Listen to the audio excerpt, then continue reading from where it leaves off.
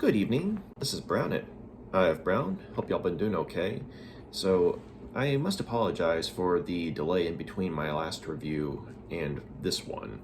It's just been pretty busy behind the scenes in real life, and there's also Christmas to get ready for.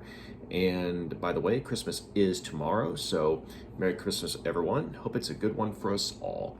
So tonight we'll be talking about Arak, Son of Thunder, issues 15 through 24, which officially makes up the second arc of the series.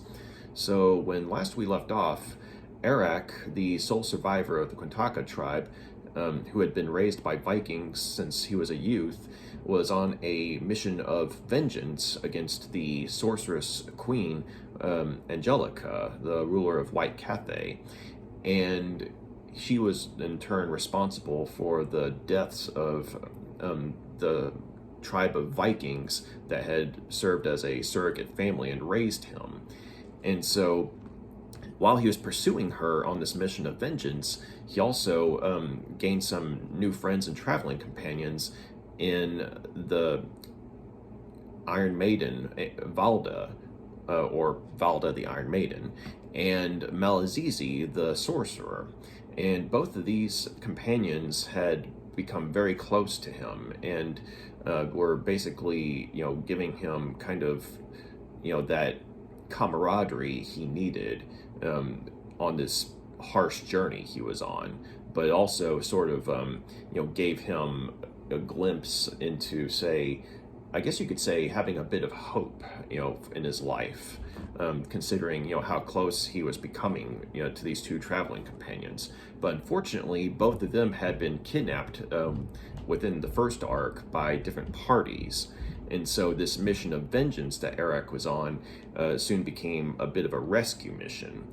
And in the process, he also gained another friend and traveling companion in the character of Satyricus, who was the last satyr of Mount Olympus. And so, the two of them were continuing on this journey together to rescue his friends, as well as to get to White Cathay, and so Arak could avenge his surrogate family that had been killed by Angelica. And in the meantime, though, all this led to Arak literally meeting the three fates, and they revealed to him that he was in fact the son of his tribe's thunder god, which really changed his perspective on things. And so while he doesn't all out worship this thunder god, because this thunder god has been as far as he's concerned absent from his life, in the sense that as far as he knows his whole tribe's been wiped out, and he's wondering where his father and their god has been through all this. And so on the other hand, though, throughout this journey, Arak's encountered all sorts of supernatural characters and events, which definitely shows that there is room for the divine and demonic in his life, as well as life in general.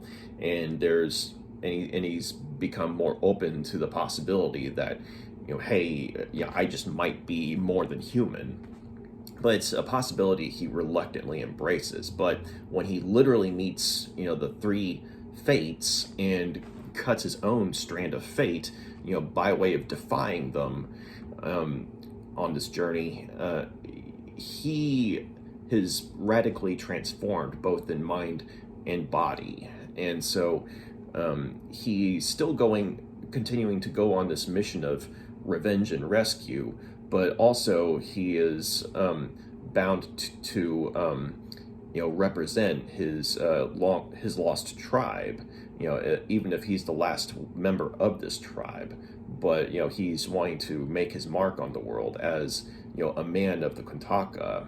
And whether or not he is really the son of a thunder god, which he's convinced he now is, he cares more about being a man, in this harsh world, who lives and dies on his own 2 feet, than say being a divine ambassador of some sorts.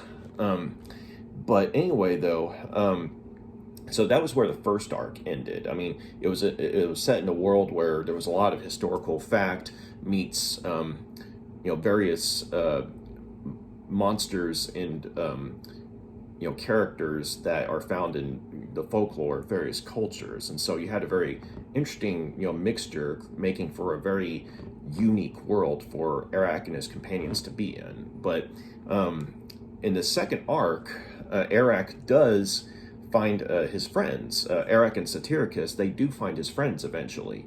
Actually, they find Valda quite soon, and they are eventually reunited with Malagigi as well.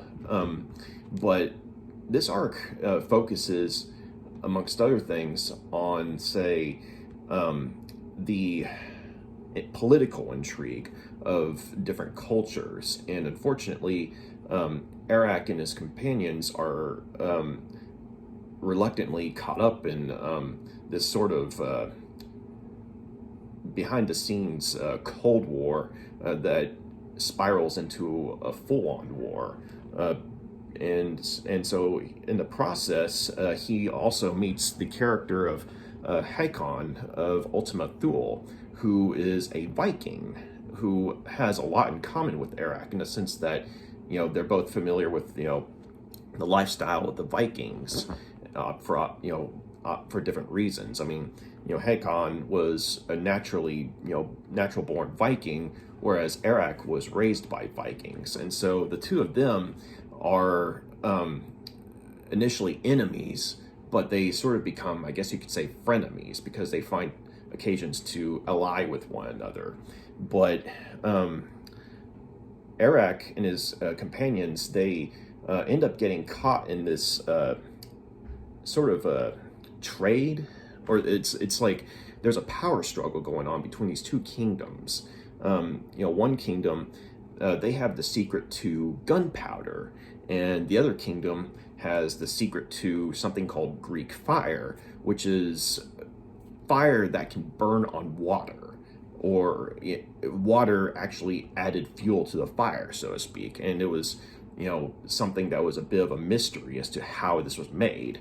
But, both things were very much in existence in real life. And so I thought that was actually kind of a nice touch.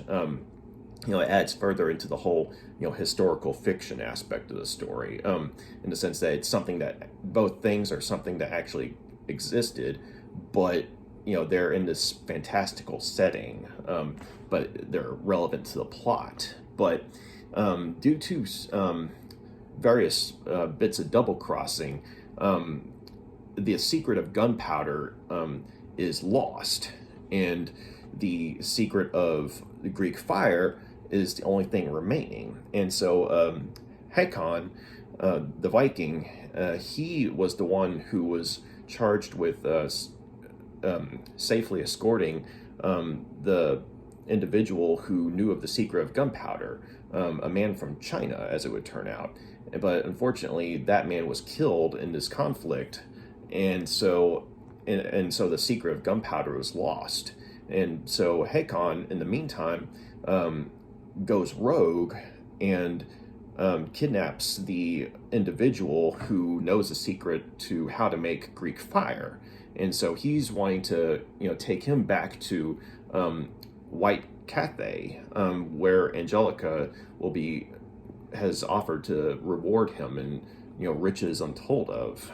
And so this obviously is something that Arak is in strong opposition of, because in the process, I mean, he and his friends have been endangered, but also anything that can help Angelica is something that he is opposed to, because she's the one who is responsible for the deaths of his surrogate family, and he knows just how powerful she is and what she can do with even more power. In this case, something that isn't exactly magical in nature, but is nonetheless a very deadly weapon, which would give her a distinct advantage over most of the world's other populations. And so when this happens, Hecon ends up getting away with the individual who knows the secret to the Greek fire, and he warns Arak and his companions not to pursue him. And so what does Arak do? He pursues the guy, but basically they're joined by another individual, a gentleman by the name of Johannes.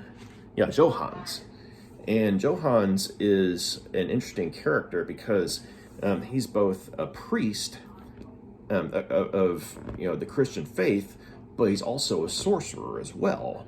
And this is something that causes a lot of division amongst many people of the civilized world, because magic in a lot of circles is frowned upon.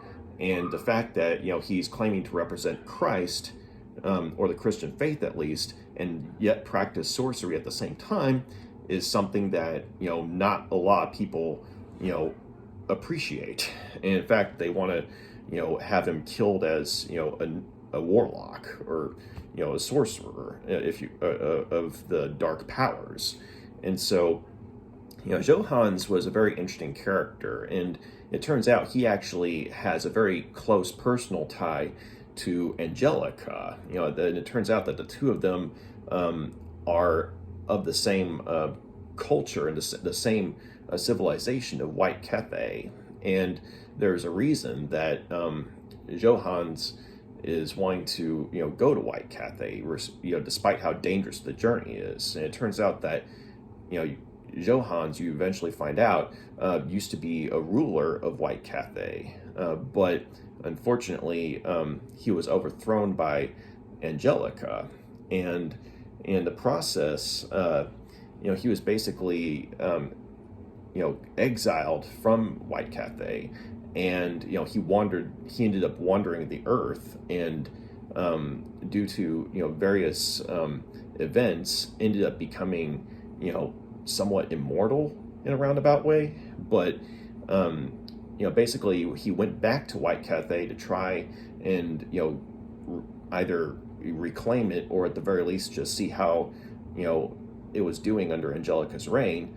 But it had vanished, and it turns out that White Cathay was under attack by an enemy civilization at the time, and Angelica had used her powers to basically transport the whole civilization and city of White Cathay to another place in time where they would be safe. But unfortunately, this whole city eventually reemerges in the time of Arak, or at least I should say emerged in the time of Arak, in which the whole city was eventually besieged by another enemy civilization as well. And so that's irony for you. So that's why all those years ago, when Johannes eventually went back to try and find the city, or at least see how it was doing without him, that's why the whole city disappeared. But he knew that there was a chance that the city could return, because he knew of the secrets of sorcery that his city's wizards and intellectuals had. And so he had to wait for, like, we're talking hundreds of years for the city to come back. And wait, he did. And in the meantime, he learned more about sorcery, as well as secrets of the world. But when Arak and his companions get involved, it's sort of like an alignment of fate, because you have Johannes, who has his own agenda in trying to reclaim rulership of White Cathay, and then you have Arak going on a mission of vengeance against Angelica. And in the meantime, though, you have his friends who get involved, because Angelica was the one who had kidnapped Malagigi, and so there's a bit of vengeance on their part as well. But then you basically find out that Angelica, there's a whole bunch of stuff going on as far as her part in the story. And it turns out that this all leads up to two long lost tribes that have basically been exiled by Alexander the Great of all people, and they've been buried alive, and the tribes were called Gog and Magog, and basically Johannes is wanting to summon these tribes, of these monstrous warriors, to avenge himself upon Angelica, because over the years he's become a lot more cynical, or I should say over the long decades he's become more cynical, and is wanting to do away with the civilization of White Cathay, as well as the world, because he thinks that a dead world is better than a world under the rulership of Angelica, in which she's on the very verge of being a ruler of the world, if she gets a hold of the secret of the Greek fire. And so once this is made known, Arak and Malagigi both are the ones who have to convince Johannes that he has no right to call upon various dark forces to condemn the world to an agonizing death, which is what will happen if the tribes of Gog and Magog are unleashed. And so unfortunately Johannes is able to he makes contact with the demon Belial, who featured in the last arc, and there are these two riddles that had to be answered in order for Gog and Magog to be unleashed upon the world. And since Johannes was successful in unleashing one of the tribes, Arak, in an effort to try and counter this tribe, summoned the other one, because the way it ended up happening was, if just one of these tribes is left unchecked on the world, there's a strong possibility that civilization itself will be wiped out. But in the meantime, though, if the way Arak was figuring it, if the other tribe is summoned, then at the very least, the rest of the civilization has a chance, because both tribes, which had an immense hatred for one another, would be going to war with each other. And in the meantime, that would give the rest of civilization enough time to hopefully prepare and put up some sort of stand in defense against the tribe that was left standing over. And so that's why Arak is put in a position to where he inadvertently makes things worse, but he was doing it to try and make things better for the world in general. And another incentive he has is that Angelica, once he has captured her, actually shows him that his tribe, the Quintaka, were not entirely extinct. When they were initially thought to be wiped out, some of them had managed to escape, mostly the elderly and women and children. But when Arak sees this, though, that's when he's compelled to make a bargain with Belial, in a sense of bringing up the rival tribe that Johannes had already summoned against Malagigi's urgings. And so once all this happens, though, Malagigi, Johannes, and Arak, they're all transported back to White Cathay, and and Valda and Satyricus are, they're just quite as horrified as everyone else is once both of these monsters, which were buried under different parts of White Cathay, arise and attack, because it turns out that over the centuries, the decades, over time itself, these two tribes that had both been buried underground alive had essentially just kind of merged into each other. Like one tribe would sort of meld into a group of sort of like undead creatures that made up one huge monster. And the same thing happened to the other tribe. And sure enough, once they both arise and see each other, they're the only ones that they're focusing on. And anyone else, any other people caught in the middle are wiped out. And so that's where basically they have to use, amongst other things, what they have left of the Greek fire. And Hakon, the Viking, he ends up reluctantly partnering with Arak and his friends because he realizes that, a dead world is no good to him, especially if, no one is left to, pay him. And also if he's not alive to be able to get paid. And so this is where the whole frenemy thing comes in, because Hakon actually proves to be a very valuable ally when he teams up with Arak and his comrades. But at the same time, they also realize that there's not enough power that they have in between all of them to be able to defeat these monsters.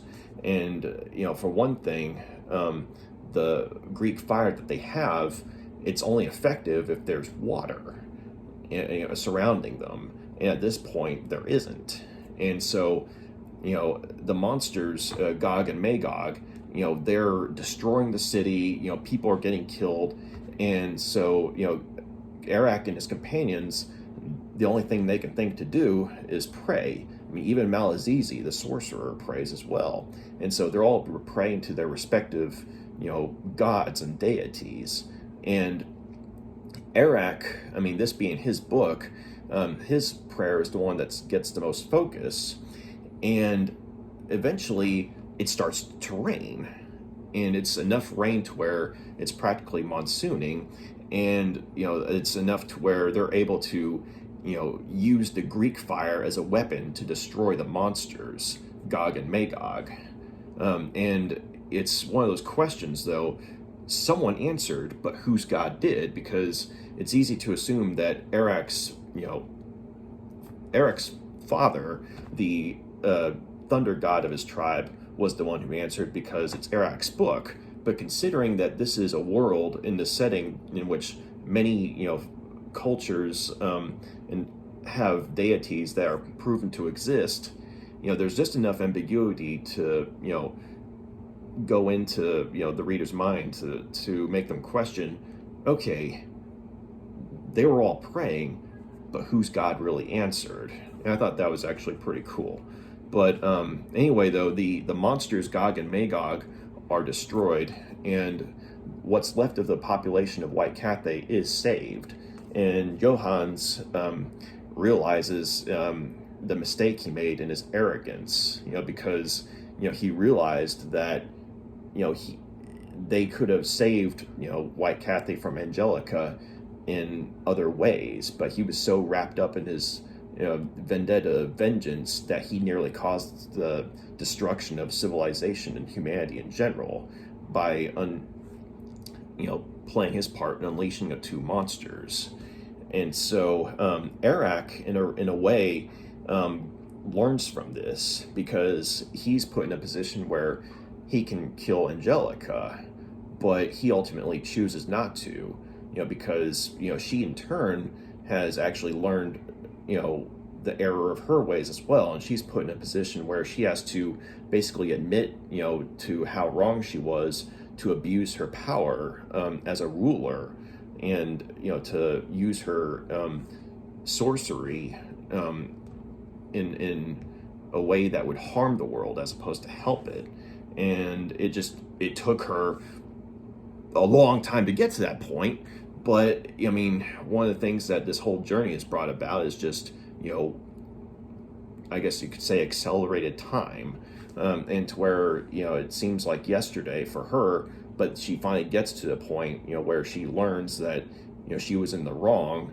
And so Arak, he learns from Johan's mistake, and he learns to also put hope above vengeance, as well as and his friends, Valda and Satyricus, Valda especially, were initially clamoring for Angelica's death, but when they see her reduced to, I guess you could say, just a wounded human being, Valda, she calls for mercy, and Malagigi does as well, considering that Malagigi was kind of how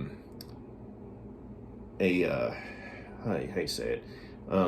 He was, I guess you could say, in the same circles as Angelica was at one point in terms of sorcery and what have you, and so he feels some sympathy for her as well.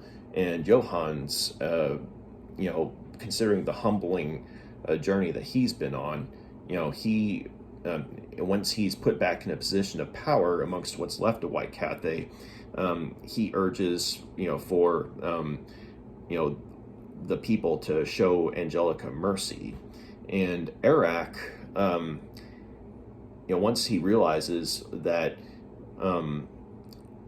the what's left of White Cathay will be essentially going into a magic-induced sleep, to wake up in a different time where they aren't being attacked by an enemy civilization, which is what they were initially trying to do in the first place, but ended up being caught in the same situation that they were escaping from. Once Johannes makes this decision, Arak and his companions, they quietly withdraw, and Hakon the Viking goes with them. And at that point, they part ways. And so it's on, I guess you could say, semi-friendly terms. I mean, Arak and his companions, Arak, Satyricus, Valda, and Malagigi, are back together again. And Hakon, ends up, going his own way, but, basically saying, hey, if we meet up again, we don't know how it's going to go, because either, we could save each other's lives like we did this time, or we could try and kill each other. So Hakon, I get the feeling, is going to pop up in the future. But anyway, though, one of the things that I really liked about this arc is how, courtesy of, the writer, Roy Thomas, there's a lot of consistency with, the established characters, and there's also a continuing amount of world building. And you learn more about, certain cultures and, certain people within these cultures, and also certain monsters that, pop up, that are tied to certain, bits of folklore, throughout the ages. And it's all just existing in this, world that feels like it could have existed at one point. And that was in the first arc as well, but Roy Thomas continues with this. And, the artwork continues to be, very well done, in some cases even amazing. And the artist who took over on the series was named Adrian Gonzalez, starting with issue 15, going to 24. I believe he was the regular artist, and he does a very good job. It's a lot of detail. Everything looks believable.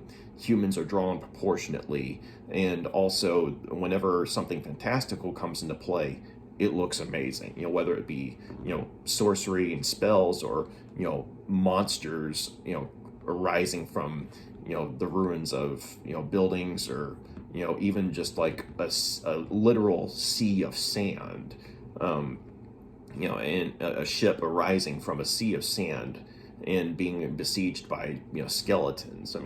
Stuff like that was really cool. So I also liked how you learned more about the political intrigue and backstabbing that was taking place at the time and between cultures. And considering how much political intrigue and backstabbing went on throughout the ages in real life, and plus you could argue to some extent that still goes on today, it was something that felt relatable. Like you felt a real element of danger, and even more so because it was coming from, not from, some denizens from beyond, but from, your basic, just ordinary human evil. And even if some of these humans were in positions of authority and power, they were still human, and yet they're the ones who are fostering, an oppressive atmosphere of dog eat dog.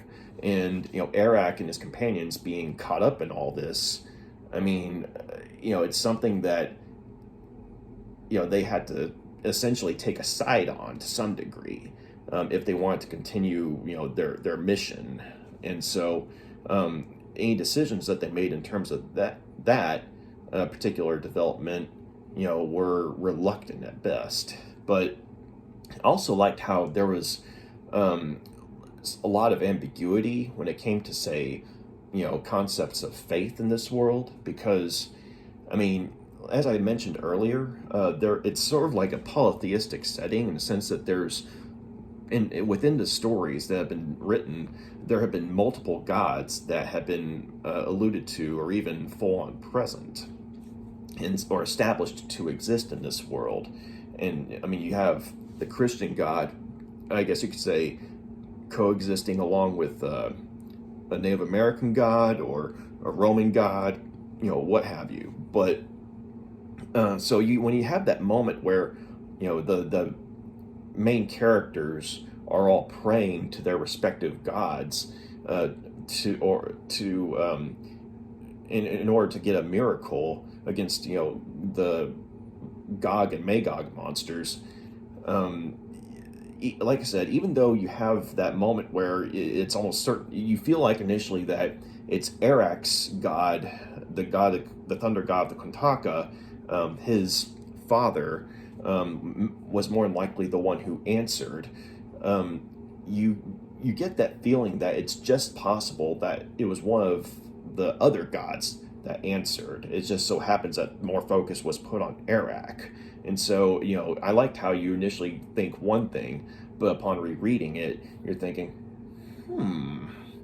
it's just one of those moments that I really appreciated, and that was a sign of, some good writing. But yeah, I guess in general, I really appreciated how thought-provoking this arc was, and also how tying into, the horror and danger coming from, I guess you could say, human evil. The character of Johannes I really liked because you ultimately find out that he wasn't exactly a villain. I mean, he wasn't a bad guy, but because of his obsession, with initially reclaiming his power as a ruler of White Cathay, and then eventually becoming cynical throughout the years, due to his forced immortality.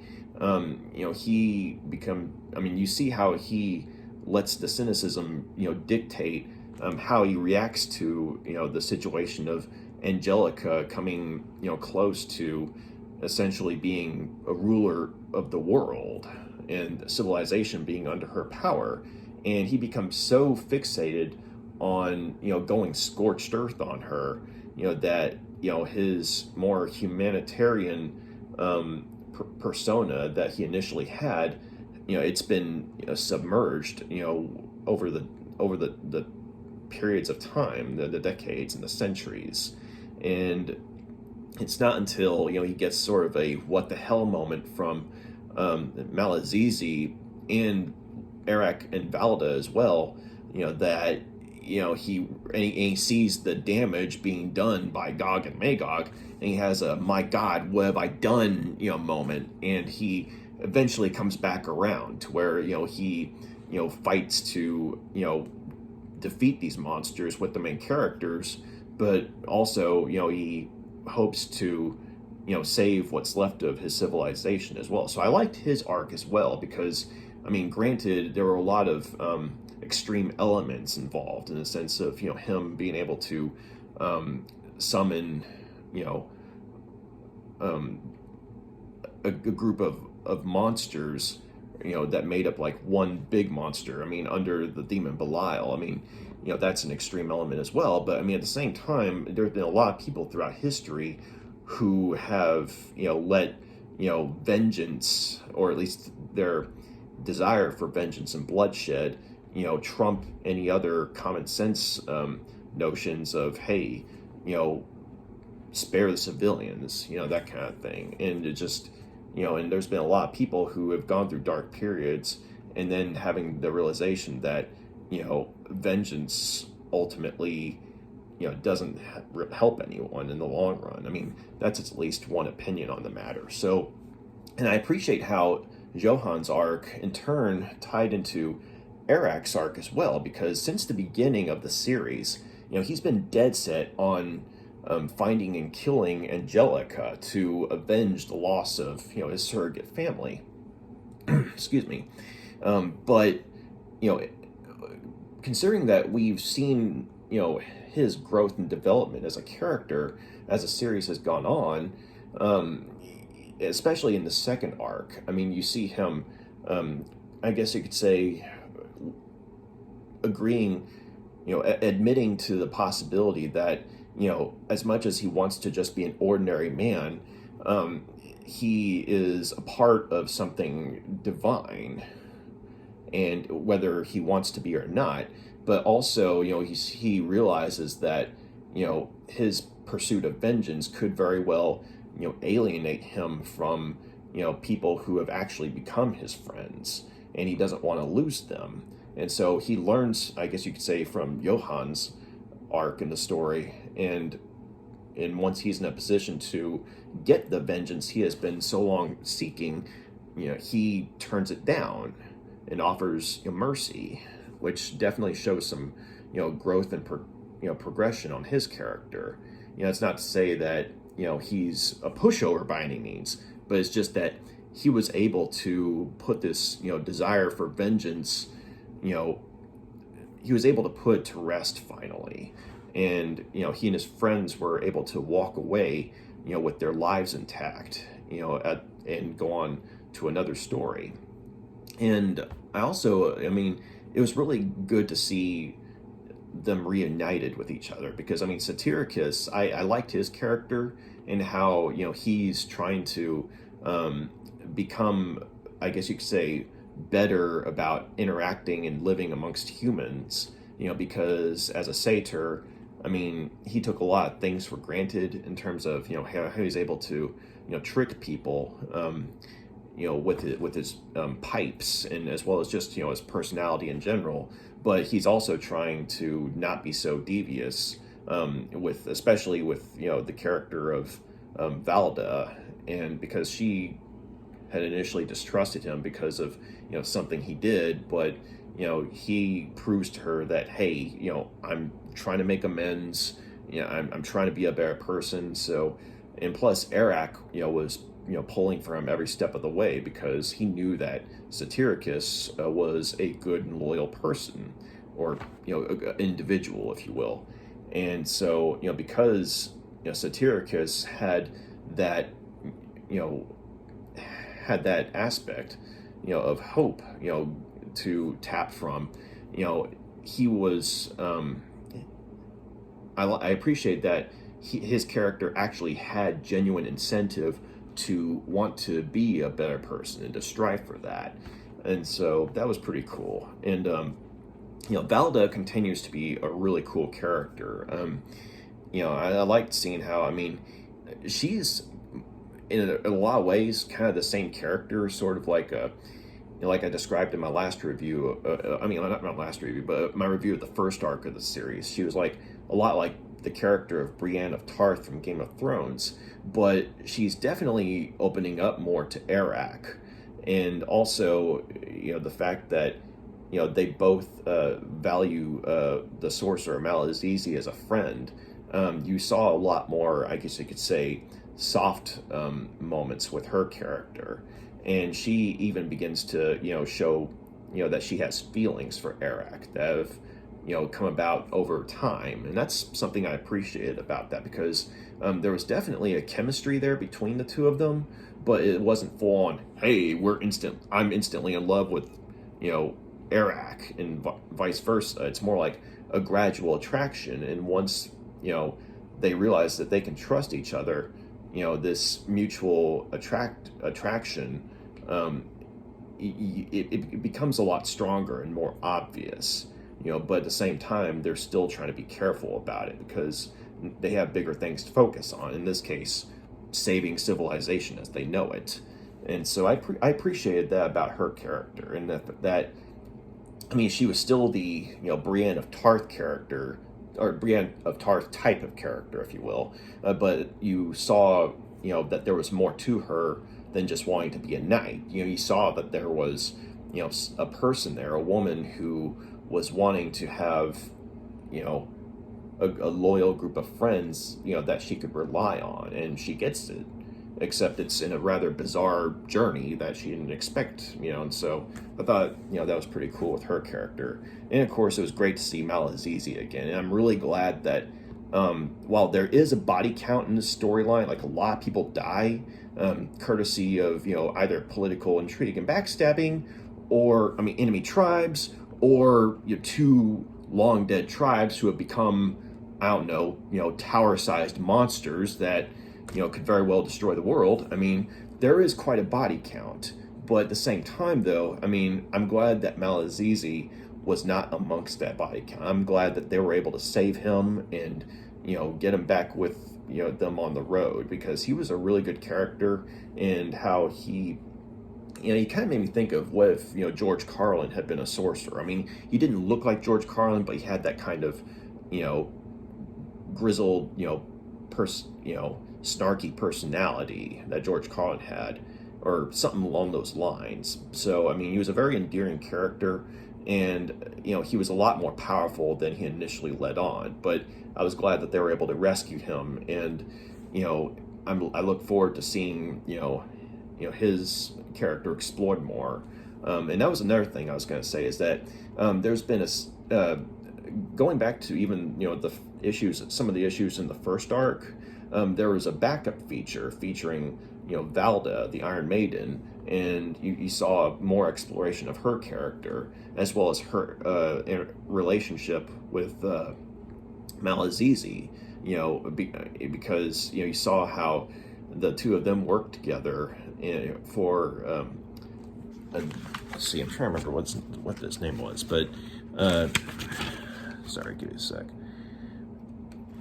They both worked for Carlos Magnus, the king of the Franks, and so there was already a connection there. But the two of them ended up becoming very good friends, and sort of like a surrogate father-daughter type relationship, which that naturally explained why Valda was just as invested in rescuing him as Arak was. And so this backup feature, continues on throughout most of the issues in this arc, before eventually coming back to focus on Arak as the dominant driving force of the series. And so all around, you got a lot more exploration of the characters, as well as the storylines that had been hinted at since the beginning of the series, and there was a really good conclusion as well. And so I really enjoyed this second arc of Arak, Son of Thunder, and I'm looking forward to reading more of the series. And so, considering how it ended as well as it did, at least, phrase that, considering how well the second arc ended as well as it did, and how it wrapped up, not only its own arc, but an arc that had been started since at the beginning of the series. I thought that was very impressive, because it was like, even the cover of the 24th issue makes this bold proclamation of this book length second anniversary issue, and it really feels like an anniversary type of event. And I really appreciated how there was a hype there, but it actually delivered.